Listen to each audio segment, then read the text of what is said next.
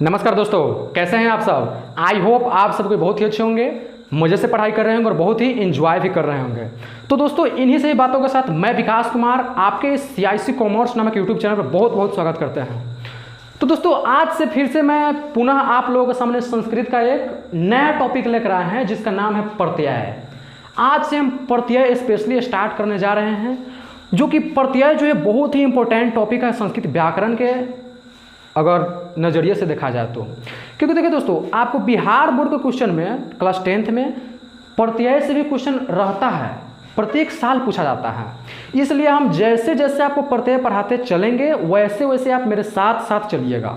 आपको एकदम गारंटी के साथ कर रहे हैं दोस्तों, प्रत्यय हम बढ़िया से सिखा करके ही छोड़ेंगे, ये हम गारंटी लेते हैं। बस आप मेरी इस बात को थोड़ा सा बढ़िया से मानिए कि कैसे हमको पढ़ना है, ठीक है। जैसे जैसे हम लिखते चलेंगे वैसे वैसे आप भी लिखते चलिएगा, ठीक है दोस्तों। चलिए, तो दोस्तों, अपनी मंजिल को भुलाकर जिया तो क्या जिया, अपनी मंजिल को भुलाकर जिया तो क्या जिया, है दम तो उसे पार करके दिखा, लिख दे खून से अपनी किस्मत की कहानी, लिख दे खून से अपनी किस्मत की कहानी, और बोल उस किस्मत को, है दम तो मिटा के दिखा। चलिए दोस्तों, ये थी एक मोटिवेशनल शायरी, ठीक है दोस्तों। अब चलिए हम लोग थोड़ा पढ़ाई पर चलते हैं, ठीक है। तो चलिए दोस्तों, प्रत्यय। अब देखो दोस्तों, प्रत्यय जो होता है हिंदी व्याकरण में भी आता है, लेकिन हिंदी व्याकरण का जो प्रत्यय होता है वो कहीं ना कहीं संस्कृत व्याकरण से बहुत ही हल्का होता है।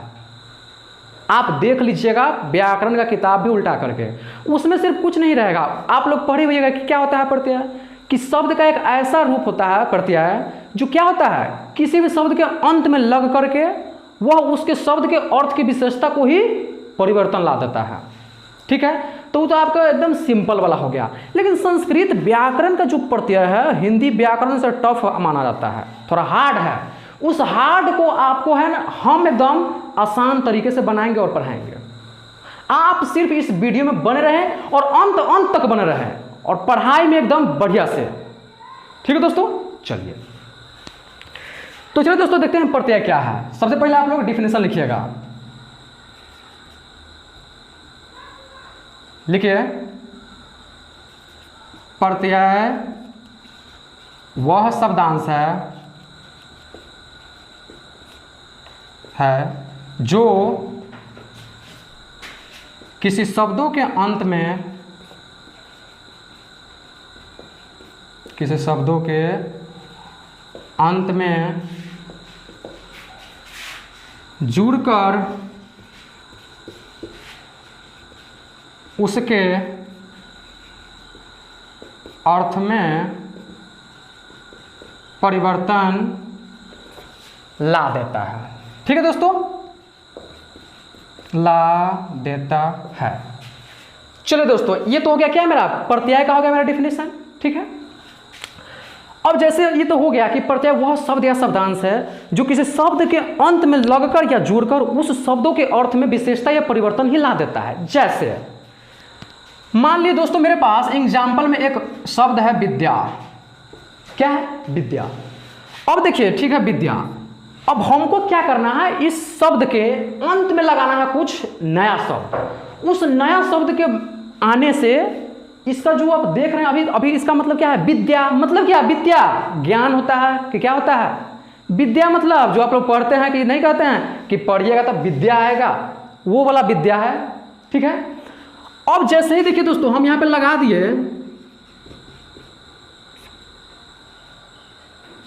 चलिए इसको छोड़ते हैं और ल और य लगाते हैं। अब देखिए क्या हो गया, पहले क्या था अब क्या हो गया।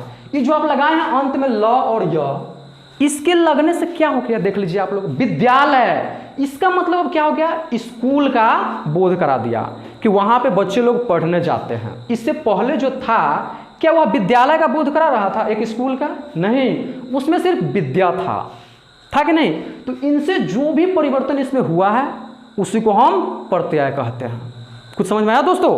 चलिए, ये तो हो गया सिंपल हिंदी व्याकरण का। अब संस्कृत व्याकरण में ये देखिए क्या होता है। तो देखिए दोस्तों, संस्कृत व्याकरण का जो प्रत्यय सब है, किरित प्रत्यय अलग चलता है, तद्धित प्रत्यय अलग चलता है। ठीक है। उसमें से भी कृत प्रत्यय में आपको बहुत होता है, जैसे हो गया तुमुन प्रत्यय होता है, कत्वा प्रत्यय होता है, तमप प्रत्यय होता है, तरप प्रत्यय होता है, कत प्रत्यय होता है, कतवतु प्रत्यय होता है, यत प्रत्यय, नियत प्रत्यय, चाप प्रत्यय भी होता है, डाप प्रत्यय, इंगित प्रत्यय होता है, स्त्री प्रत्यय, ये सब आता है। इस सभी आपको हम डिटेल्स में पढ़ाएंगे, ठीक है दोस्तों। तो चलिए अब देखिए दोस्तों, ये तो हो गया विद्यालय का हिंदी व्याकरण का। अब देखिए जैसे मेरे पास एक शब्द है दोस्तों, लिख, लिख धातु है, चलिए, और इसमें हम एक प्रत्यय जोड़ते हैं, मान लेते हैं तुमुन, और लिख जोड़ तुमुन, इसके मिलने से बनता है लेखितुम। क्या बनता है? लेखितुम। तुमुन जो प्रत्यय है इसका हम डिटेल्स एक वीडियो में आपको हम पढ़ाएंगे बढ़िया से। आज सिर्फ एग्जाम्पल से आपको हम समझा दे रहे हैं, ठीक है। अब देखिए दोस्तों, ये जो लिख था इसका सबसे पहले मतलब क्या होता है? लिख मीन्स लिखना। लेकिन जैसे ही यहाँ पे तुमुन प्रत्यय जो आ गया, तुमुन प्रत्यय, इन लिख धातु में तुमुन प्रत्यय लगने से लेखितुम बन गया। इसका मतलब क्या होता है दोस्तों? लिखने के लिए, लिखने के लिए। अब देखिए दोस्तों, यहां पे लिख मीन्स लिखना था, जैसे ही तुमुन प्रत्यय लगा संस्कृत में लिखने के लिए हो गया। देखिए आपको कुछ ना कुछ यहां पे क्या हो रहा है? परिवर्तन दिखाई दिया जा रहा है। देखिए लिखने के लिए, शुरू में क्या है? लिखना, और फिर से लिखने के लिए बन गया। तो आप जो यहां पे देख रहे हैं तुमुन प्रत्यय आ गया, इन्हीं सभी टाइप का आपको संस्कृत व्याकरण में प्रत्यय मिलेगा, ठीक है। इन सभी से क्या मिल करके बनेगा, ये सब आपको ध्यान रखना है। और कुछ नहीं, एक से दो आप ध्यान रख लीजिएगा, तो जितना धातु सब आता है उन सब का आप अपने बना सकते हैं। जैसे देखिए तुमुन प्रत्यय में लिख का हम बना दिए, इसी तरह से आप पठ जोड़ तुमुन बना सकते हैं। क्या हो जाएगा? पठितुम, हिंदी पढ़ने के लिए, सिंपल, ठीक है दोस्तों। अब चलिए आप लोग नोट कर लीजिएगा सबसे पहले इसको। चलिए आप लोग नोट कर लीजिएगा।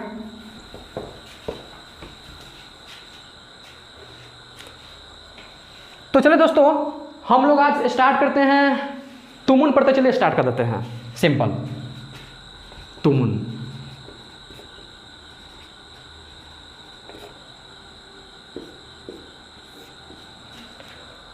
सबसे फर्स्ट बात आपको क्या याद रखना है? तुमुन प्रत्यय, इसका प्रयोग हम किस वाक्य में करेंगे, ठीक है। तो देखिए फर्स्ट पॉइंट लिखिएगा आप लोग, पॉइंट बना करके, इस प्रत्यय का प्रयोग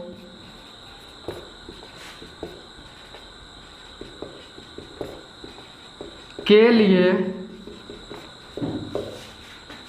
शब्दों के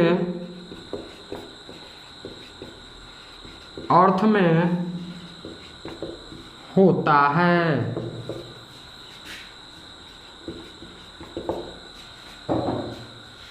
सबसे फर्स्ट पॉइंट। सेकेंड पॉइंट क्या लिखेगा आप लोग दोस्तों? इस प्रत्यय में तुमुन शब्द धातु में लगने के बाद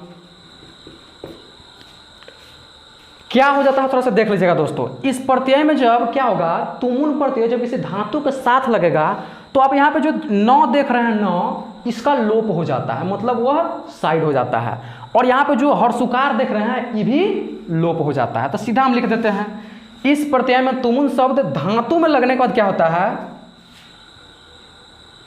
न हलंत एवं हर्षुकार जो है इसका लोप हो जाता है। क्या हो जाता है? लोप हो जाता है, ठीक है। चलिए अब देखिए दोस्तों, इसके बाद हमको क्या करना है? इसके बाद हमको करना यह है कि आपको अब धातु का लिस्ट बनाना है, और उसके साथ साथ प्रत्यय तुमुन का, और उसके मिलने से कौन सा शब्द बनेगा और उसका अर्थ क्या होगा, हमको सबसे ज़्यादा इंपॉर्टेंट है, यही आपको ध्यान रखना है। तो चलिए हम बनाते हैं धातु, प्रत्यय, इसके मिलने से कौन सा शब्द बनेगा, शब्द, तब अर्थ। ये आपको पैरेलली बनाते हुए चलना है, ठीक है दोस्तों। एक बात और दोस्तों, ये जो प्रत्यय से हम पढ़ रहे हैं, आपको इसमें बहुत सारा प्रत्यय ऐसा आएगा जिसमें स्त्रीलिंग के लिए अलग होता है, पुल्लिंग के लिए अलग होता है, नपुंसक लिंग के लिए अलग होता है, ठीक है। लेकिन बहुत सारे कुछ ऐसे ही प्रत्यय हैं जिनमें स्त्रीलिंग, पुल्लिंग, नपुंसक लिंग सभी के लिए एक ही शब्द होता है। उसी में का एक प्रत्यय यह है तुमुन प्रत्यय, ठीक है। चलिए, जैसे दोस्तों पहला धातु है पट, और पट में हम देखिए क्या जोड़ते हैं, तुमुन प्रत्यय प्लस तुमुन। इसके मिलने से क्या बनेगा, पठितुम। क्या बनेगा, पठितुम, ठीक है दोस्तों। अब चलिए, अब देखिए दोस्तों पठितुम, इसका अर्थ क्या होगा, आपको करना कुछ नहीं है। तुमुन प्रत्यय आ जाएगा तो उसमें अर्थ जो होगा के लिए सिर्फ आपको अंत में लगा देना है। और धातु का अर्थ देखिए क्या होता है, पठ में पढ़ना, तो अब पढ़ना में हमको के लिए लगाना है। तो आप लोग खुद सोचिए, पढ़ना के लिए क्या अच्छा ऐसा ही बनता है शब्द में, नहीं, पढ़ना के लिए नहीं। अगर के लिए लग गया तो पढ़ना जो है उसमें कुछ ना कुछ परिवर्तन जरूर होगा। तो क्या हो जाएगा, उसको अच्छा बनाने के लिए पढ़ने के लिए, क्या करने के लिए, पढ़ने के लिए, ठीक है। बनाइए, अर्थ में हो जाएगा पढ़ने के लिए, ठीक है दोस्तों। ये हम ए को बनाए हैं दोस्तों। सेकेंड, अगर मान लीजिए आप लेते हैं लिख धातु, लिख प्लस तुमुन, क्या बनेगा, लिखितुम।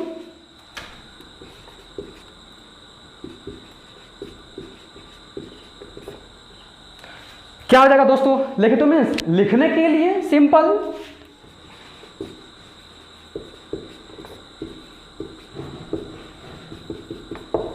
ठीक है, नोट कर लीजिए दोस्तों आप लोग।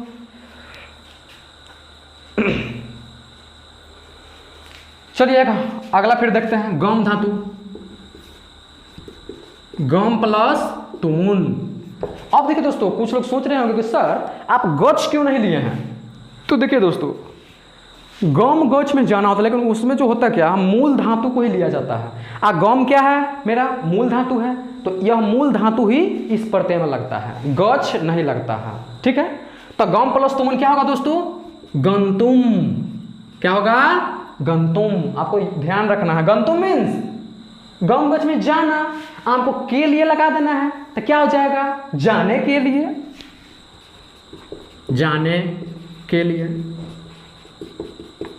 समझ में आया दोस्तों। आप इसी तरह से आप अपना से बहुत सारा धातु बना सकते हैं, लिख सकते हैं, और इस तरह से अर्थ बना सकते हैं। सिर्फ अंत में वो क्या आ जाएगा, के लिए आ जाएगा, ठीक है दोस्तों। अब जैसे अगर मान लीजिए कोई कहेंगे कि सर हमको अस्था तिष्ठ में ठहरना होता है, उसको हमको बना करके बताइए। आराम से बना सकते हैं। क्या जुड़ेगा, जुड़ेगा क्या, तिष्ठ जुड़ेगा नहीं, अस्था जुड़ेगा। अस्था जोड़ तुमुन, स्थितुम, स्थितुम मीन्स ठहरने के लिए, ठीक है दोस्तों। आप तुमुन प्रत्यय बढ़िया से कंप्लीट कर दीजिए। आपको इसका प्रयोग हम बताते हैं अनुवाद में आप किस तरह से कीजिएगा। चलिए, तो देखिए दोस्तों, एक एग्जाम्पल है मेरे लिए, सीता पढ़ने के लिए जाती है। किस लिए जाती है दोस्तों, पढ़ने के लिए जाती है। अब देखिए दोस्तों कैसे बनाइएगा। एक तो आप लोग क्या कर सकते हैं, इसको पढ़ने के लिए, अब के लिए जो है ये आप सोचिए थोड़ा सा, किस कारक में आता है, किस कारक का चिन्ह के लिए होता है, सोचिए आप लोग। संप्रदान कारक का होता है। और संप्रदान कारक जो होता है उसका प्रयोग किस विभक्ति में होता है, चतुर्थी विभक्ति में होता है, ठीक है दोस्तों। आपको हम पढ़ाएंगे धीरे धीरे, ठीक है, सब हम पढ़ाएंगे चतुर्थी विभक्ति में। अब देखिए दोस्तों, चतुर्थी विभक्ति में होता है तो चलिए ठीक है, हमको सिर्फ क्या करना है, सीता को तो सीता हो जाएगा। पहले आपको हम क्या कर रहे हैं, लकार के अनुसार बता रहे हैं कैसे बनाएंगे, ठीक है। पढ़ने के लिए इनका सीधे हो जाता है पठनाए, क्या हो जाता है, पठनाए। आ जाती है गच्छति। अब चलिए दोस्तों ठीक है, अब जब हम तुमुन प्रत्यय पढ़ लिया है कि इसका प्रयोग कहाँ पे लगाना है, के लिए के अर्थ में, कि जिस किसी वाक्य में के लिए शब्द आ जाए, पढ़ने के लिए, जाने के लिए, खाने के लिए, सोने के लिए, उठने के लिए, जागने के लिए, चलने के लिए, दौड़ने के लिए, घूमने के लिए सिर्फ आना चाहिए। किस प्रत्यय का प्रयोग, तुमुन प्रत्यय का प्रयोग, ठीक है दोस्तों। चलिए इसको एक और तरीके से हम बना सकते हैं प्रत्यय लगाकर। क्या बनाइएगा? चेंज कहीं पर नहीं होगा, सब वो सही रहेगा, सिर्फ ये चेंज होगा। पढ़ने के लिए सिर्फ चेंज। देखिए सीता का होगा सीता। अब देखिए दोस्तों पढ़ने के लिए यहां पे आ जाइए दोस्तों। पढ़ने के लिए क्या है? पठितुम यहां पे। अब हमको यह पठितुम को वहां पे लगाना है। कहां पे? यहां पे पठितुम। पठितुम मीन्स पढ़ने के लिए। गच्छति फिर से वैसे ही रह जाएगा, गच्छति। कुछ समझ में आया दोस्तों? उसी तरह से अगर रहेगा लिखने के लिए लिखितुम, ठीक है दोस्तों। ठहरने के लिए स्थितुम, ठीक है। चलिए दोस्तों एक बात और, आप अपनी पढ़ाई में काबिलियत इस तरह से रखिए कि आपको कोई हराने के लिए कोशिशें नहीं साजिशें करनी पड़े, ठीक है दोस्तों। तो चलिए दोस्तों आज का ये क्लास था प्रत्यय से रिलेटेड। तुमुल प्रत्यय का आज हमको फर्स्ट आपको हम क्लास दे दिए। इसके बाद फिर आपको हम पैरेलली कत प्रत्यय, कतवतु प्रत्यय, कत्वा प्रत्यय, लेप प्रत्यय, बहुत सारा प्रत्यय हैं, आपको हम धीरे धीरे देते रहेंगे। तो आप बस मेरे इस वीडियो को भारी से भारी मात्रा में लाइक करें, शेयर करें और कमेंट करना भी ना भूलें, और लाइक तो जरूर करें। और एक बात और, हमारे इस चैनल को सब्सक्राइब करना ना भूलें, और सब्सक्राइब करने के बाद जो बेल आइकन होता है घंटी वाला, उसको जरूर आप बेल आइकन को दबा दें, जिससे मेरा क्या हो, नोटिफिकेशन आपके तक बहुत ही अच्छा से पहले चले आए, ठीक है दोस्तों। तो फिर से दोस्तों मिलते हैं नेक्स्ट लेक्चर में, तब तक के लिए ओके बाय।